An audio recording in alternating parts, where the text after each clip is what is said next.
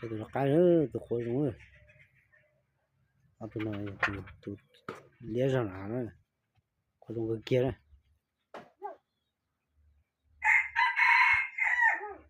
cái chuyện cổ chế đó thế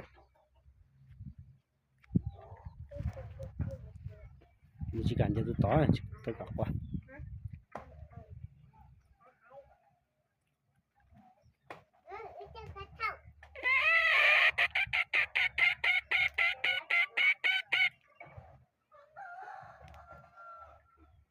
cái vòng rồi sẵn lâu nữa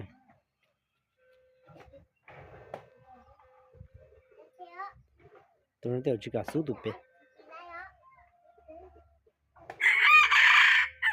có trong cửa có trong giỏ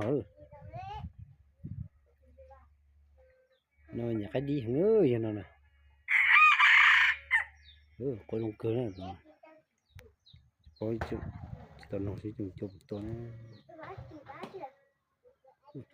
khá đi ở hoang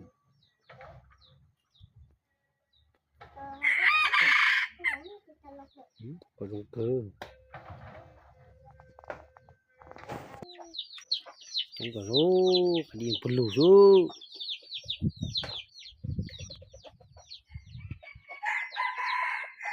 thôi nó thế trong cửa vậy nó nhà cái đi chơi bỏ hoa ok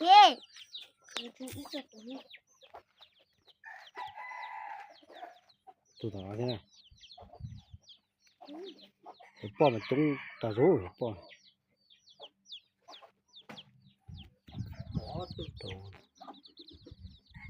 có tụi chơi rồi chúng cái tiêu